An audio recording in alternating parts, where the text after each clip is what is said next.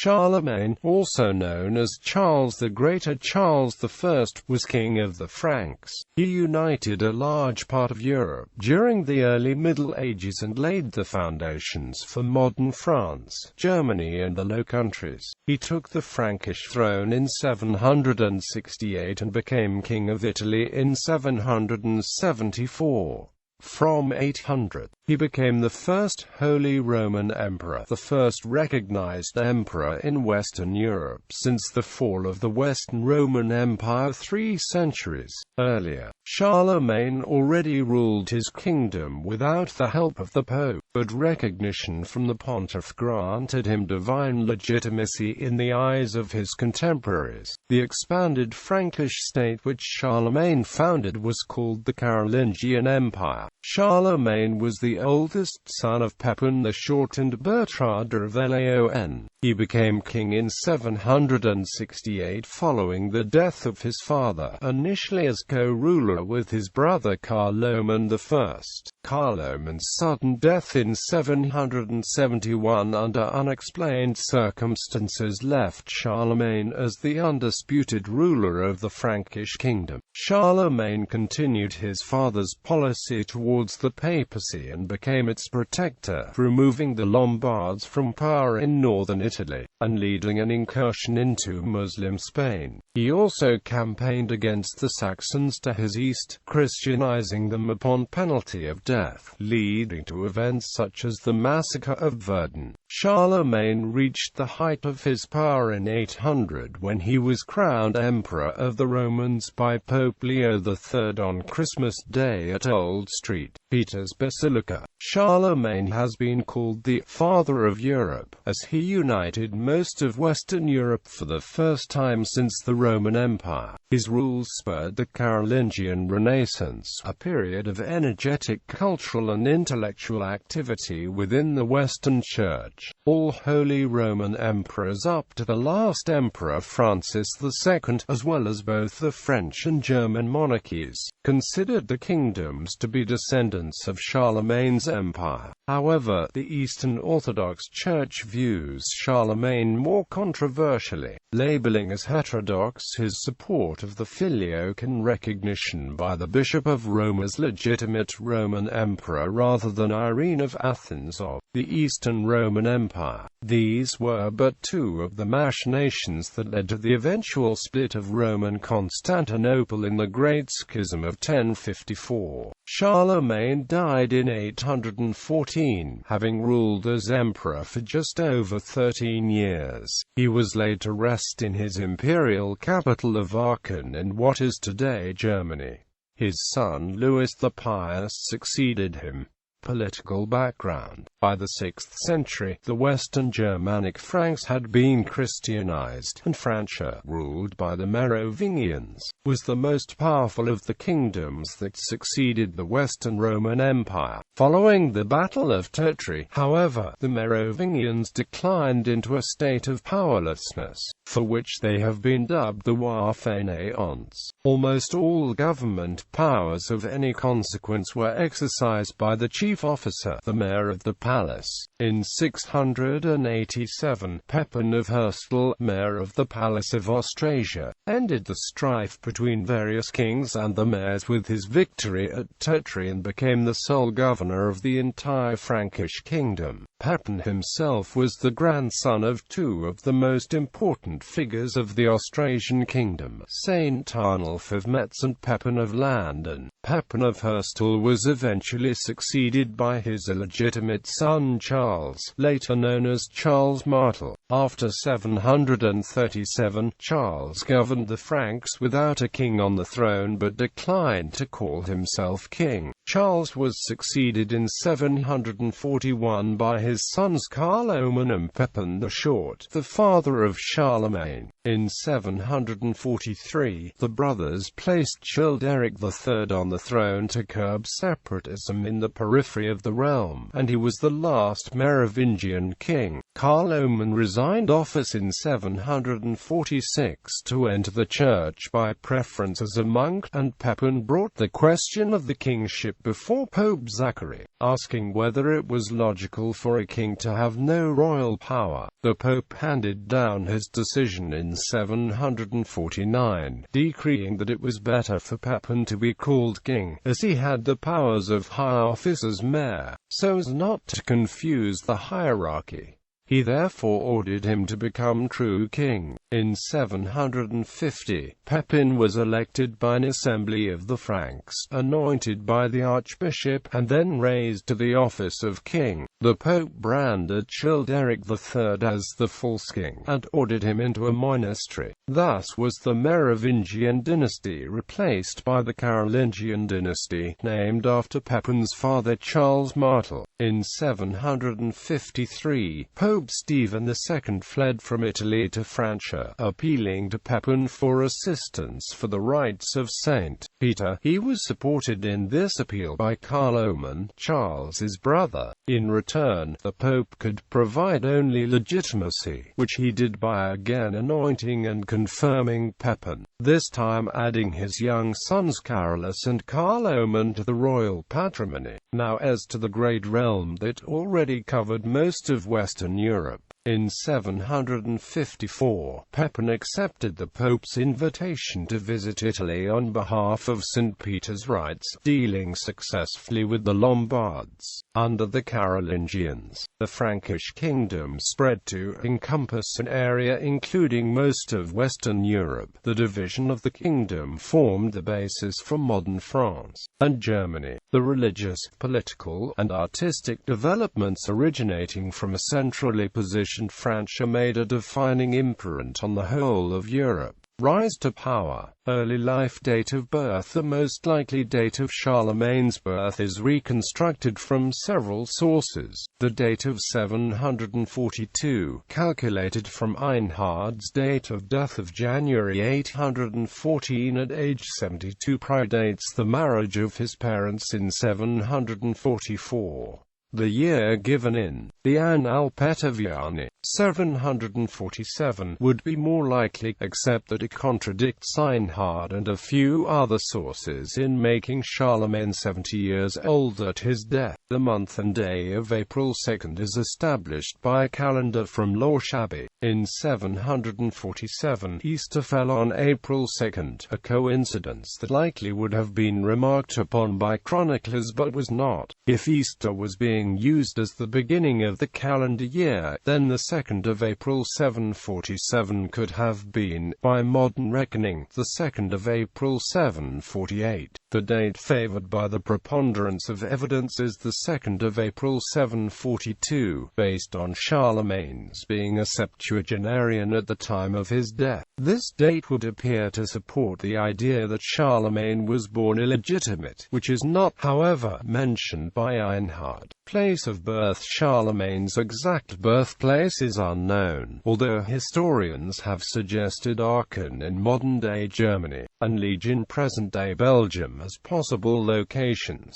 Aachen and Liege are close to the region from where both the Merovingian and Carolingian families originated. Other cities have been suggested, including Düren, Gauting, Merlenbach, Quasi and Prum. No definitive evidence as to which is the right candidate exists. Charlemagne was the eldest child of Pepin the Short and his wife Bertrada of Laon, daughter of Caribert of Laon and Bertrada of Cologne. Records name only Charlemagne, Gisela, and 3 short-lived children named Pepin, Clotilde and Adelaide as his younger siblings. It would be folly, I think, to write a word concerning Charles's birth and infancy, or even his boyhood, for nothing has ever been written on the subject, and there is no one alive now who can give information on it. Accordingly, I determined to pass the by as unknown, and to proceed at once to treat of his character, his deeds,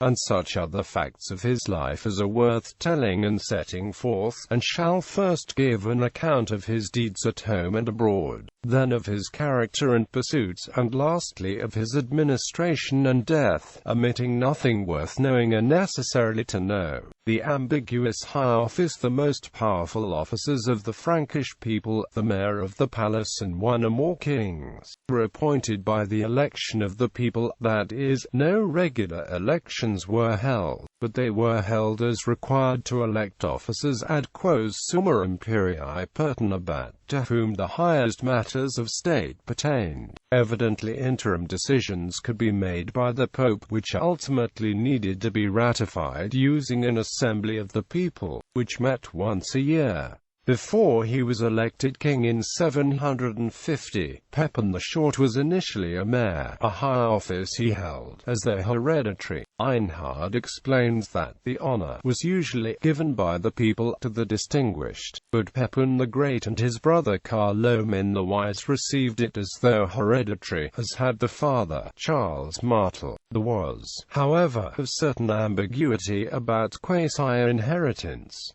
The office was treated as joint property, one mayorship held by two brothers jointly. Each, however, had his own geographic jurisdiction. When Charlemagne decided to resign, becoming ultimately a Benedictine at Monte Cassino, the question of the disposition of his quasi-share was settled by the Pope. He converted the mayorship into a kingship and awarded the joint property to Pepin, who now had the full right to pass it on by inheritance. This decision was not accepted by all members of the family. Charlemagne had consented to the temporary tenancy of his own share, which he intended to pass on to his own son, Drogo, when the inheritance should be settled at someone's death. By the Pope's decision, in which Pepin had a hand, Drogo was to be disqualified as an heir in favor of his cousin Charles. He took up arms in opposition to the decision and was joined by Grifo, a half-brother of Pepin and Charlemagne, who had been given a share by Charles Martel, but was stripped of it and held under loose arrest by his half-brothers after an attempt to seize their shares by military action. By 753 all was over. Grifo perished in combat in the Battle of Saint-Jean-de-Maurienne, while Drogo was hunted down and taken into custody. On the death of Pepin, the 24th of September 768, the kingship passed jointly to his sons, with divine assent. According to the life, Pepin died in Paris. The Franks, in General Assembly, gave them both the rank of king but partitioned the whole body of the kingdom equally. The annals tell a slightly different version, with the king dying at Saint-Denis, near Paris. The two lords were elevated to kingship, Charles on the 9th of October in Noyon, Charlemagne on an unspecified date in Soissons. If born in 742, Charles was 26 years old, but he had been campaigning at his father's right hand for several years, which may help to account for his military skill. Charlemagne was 17. The language in either case suggests that there were not two inheritances, which would have created distinct kings ruling over distinct kingdoms, but a single joint inheritance in a joint kingship tenanted by two equal kings, Charles and his brother Charlemagne. As before, distinct jurisdictions were awarded. Charles received Pepin's original share as mayor. The outer parts of the kingdom bordering on the sea, namely Neustria, Western Aquitaine, and the northern parts of Austrasia, while Charlemagne was awarded his uncle's former share, the inner parts, southern Austrasia, Septimania, Eastern Aquitaine, Burgundy, Provence, and Swabia, lands bordering Italy. The question of whether these jurisdictions were joint shares reverting to the other brother if one brother died or inherited property passed on to the descendants of the brother who died was never definitely settled by the Frankish people. It came up repeatedly over the succeeding decades until the grandsons of Charlemagne created distinct sovereign kingdoms. Aquitanian rebellion, an inheritance in the countries formerly under Roman law, represented not only a transmission of the properties and privileges but also the encumbrances and obligations attached to the inheritance. Pepin at his death had been in process of building an empire, a difficult task, according to Russell, in those times. To build a kingdom from an aggregation of small states was itself no great difficulty. But to keep the state intact after it had been formed was a colossal task.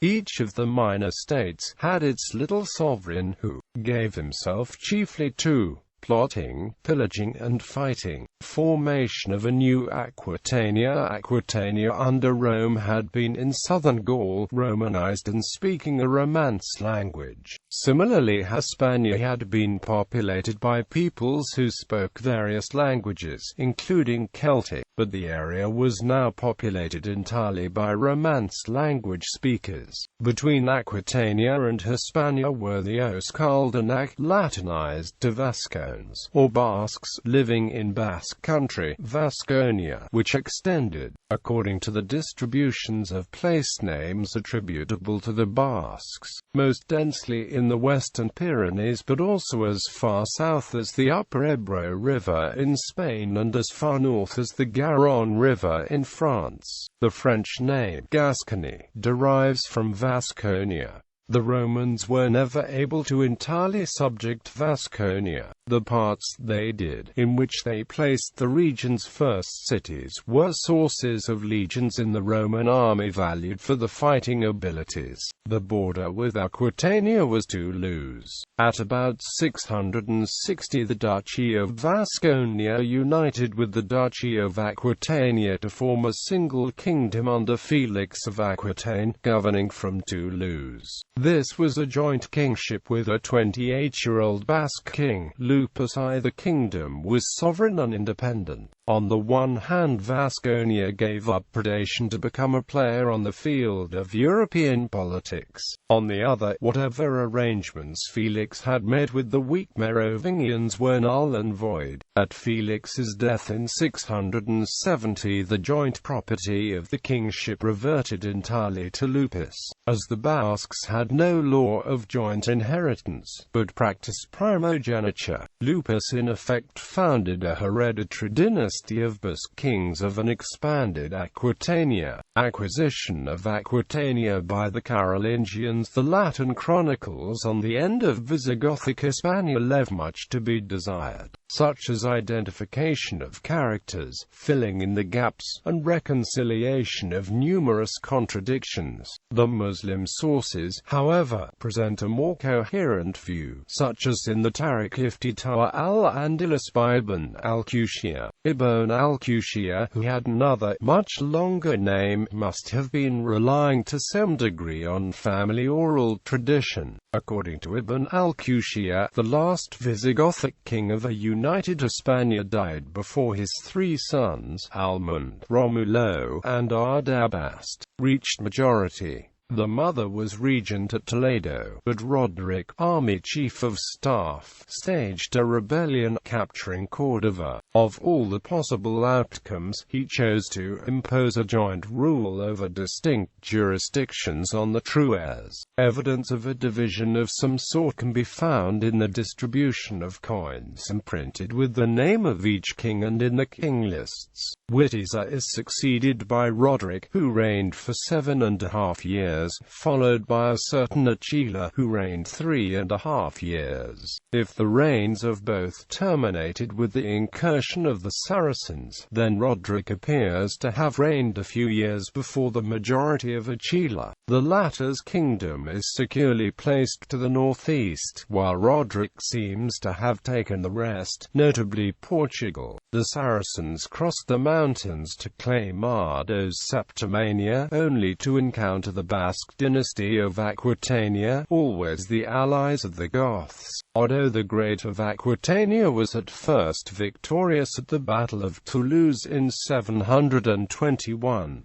Saracen troops gradually massed in Septimania, and in 732 an army under Emir Abd al-Rahman Abd Allah al-Ghafiqi advanced into Vasconia. and Otto was defeated at the Battle of the River Garonne. They took Bordeaux and were advancing toward Tours when Otto, powerless to stop them, appealed to his arch-enemy, Charles Martel, mayor of the Franks, in one of the first of the lightning marches for which the Carolingian kings became famous. Charles and his army appeared in the path of the Saracens between Tours and Poitiers, and in the Battle of Tours decisively defeated and killed Algafiki. The Moors would come back twice more, only to suffer defeat at Charles's hands twice more at the River Bear near Narbonne in 737 and a second time in the Dauphiné in 740. Odo's price for salvation from the Saracens was incorporation into Frankish kingdom, a decision that was repugnant to him and also to his heirs. Loss and recovery of Aquitania. After the death of his father, Hunald allied himself with Free Lombardy. However, Otto had ambiguously left the kingdom jointly to his two sons, Hunald and Hatto. The latter, loyal to Francia, now went to war with his brother over full possession. Victorious, Hunald blinded and imprisoned his brother, only to be stricken by conscience that he resigned and entered the church as a monk to dependence according to Carolingian sources. His son Wafer took an early inheritance, becoming Duke of Aquitania, and ratified the alliance with Lombardy. Wafer decided to honor it, repeating his father's decision, which he justified by arguing that any agreements with Charles Martel became invalid on Martel's death, since Aquitania was now Pepin's inheritance because of the earlier assistance given by Charles Martel. According to some, the latter and his son, the young Charles, hunted down Wafer, who could only conduct a guerrilla war, and executed him. Among the contingents of the Frankish army were Bavarians under Tassilo III, Duke of Bavaria, and Agilolfing, a hereditary Bavarian ducal family. Grifo had installed himself as Duke of Bavaria, but Pepin replaced him with a member of the ducal family, yet a child, Tassilo, whose protector he had become after the death of his father. The loyalty of the Agilolfings was perpetually in question, but Pepin exacted numerous oaths of loyalty from Tassilo. However, the latter had married Liutperga, a daughter of Desiderius, king of Lombardy. At a critical point in the campaign, Tassilo with all his Bavarians left the field. Out of reach of Pepin, he repudiated all loyalty to Francia. Pepin had no chance to respond as he grew ill, and within a few weeks after the execution of Wafer died himself. The first event of the brothers' reign was the uprising of the Aquitanians and Gascons, in 769, in that territory split between the two kings. 1 year before, Pepin had finally defeated Wafer, Duke of Aquitaine, after waging a destructive 10-year war against Aquitaine. Now, one Hunald led the Aquitanians as far north as Angoulême. Charles met Carloman, but Carloman refused to participate and returned to Burgundy. Charles went to war, leading an army to Bordeaux, where he set up a fort at Fronsac. Hunald was forced to flee to the court of Duke Lupus II of Gascony. Lupus, fearing Charles, turned Hunald over in exchange for peace, and he was put in a monastery. Gascon lords also surrendered, and Aquitaine and Gascony were finally fully subdued by the Franks. Before union, the brothers maintained lukewarm relations with the assistance of the mother Bertrada, but in 770 Charles signed a treaty with Duke Tassilo III of Bavaria and married a Lombard princess, the daughter of King Desiderius, to surround Carloman with his own allies. Though Pope Stephen III first opposed the marriage with the Lombard princess, he would soon have little to fear from a Frankish-Lombard alliance. Less than a year after his marriage, Charlemagne repudiated Desiderata and quickly married a 13-year-old Swabian named Hildegard. The repudiated Desiderata returned to her father's court at Pavia. Her father's wrath was now aroused, and he would have gladly allied with Carloman to defeat Charles, before any open hostilities could be declared. However, Carloman died on the 5th of December 771, seemingly of natural causes. Carloman's widow Gerberga fled to Desiderius's court in Lombardy with her sons for protection. Italian campaigns. Conquest of the Lombard kingdom. At his succession in 772, Pope Adrian I demanded the return of certain cities in the former Exarchate of Ravenna in accordance with a promise of the succession of Desiderius. Instead, Desiderius took over certain papal cities and invaded the Pentapolis, heading for Rome. Adrian sent ambassadors to Charlemagne in autumn requesting he enforce the policies of his father, Pepin. Desiderius sent his own ambassadors denying the pope's charges. The ambassadors both met at Thionville, and Charlemagne upheld the pope's side. Charlemagne demanded what the pope had requested, and Desiderius promptly swore never to comply. Charlemagne and his uncle Bernard crossed the Alps in 773 and chased the Lombards back to Pavia, which they then besieged. Charlemagne temporarily left the siege to deal with Adelchis, son of Desiderius, who was raising an army at Verona. The young prince was chased to the Adriatic littoral, and he fled to Constantinople to plead for assistance from Constantine V, who was waging war with Bulgaria.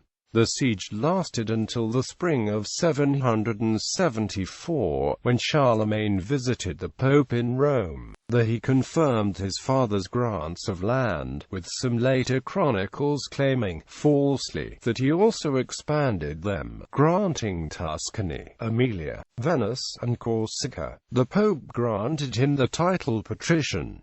He then returned to Pavia, where the Lombards were on the verge of surrendering. In return for their lives, the Lombards surrendered and opened the gates in early summer. Desiderius was sent to the Abbey of Corbie, and his son Adelchis died in Constantinople a patrician. Charles, unusually, had himself crowned with the Iron Crown and made the magnates of Lombardy do homage to him at Pavia. Only Duke Arichis II of Benevento refused to submit and proclaimed independence. Charlemagne was then master of Italy as king of the Lombards. He left Italy with the garrison in Pavia and a few Frankish counts in place the same year. There was still instability, however, in Italy. In 776, Dukes Roggio of Friuli and Hildepron of Spoleto rebelled. Charlemagne rushed back from Saxony and defeated the Duke of Friuli in battle. The Duke was slain. The Duke of Spoleto signed a treaty. The co-conspirator, Arichis, was not subdued, and Adelchis, their candidate in Byzantium, never left that city. Northern Italy was now faithfully his. Southern Italy. In 787, Charlemagne directed his attention toward the Duchy of Benevento, where Arichis was reigning independently. Charlemagne besieged Salerno, and Arichis submitted to vassalage. However, with his death in 792, Benevento again proclaimed independence under his son Grimoald III. Grimoald was attacked by armies of Charles his sons many times, but Charlemagne himself never returned to the Mezzogiorno, and Grimoald never was forced to surrender to Frankish suzerainty.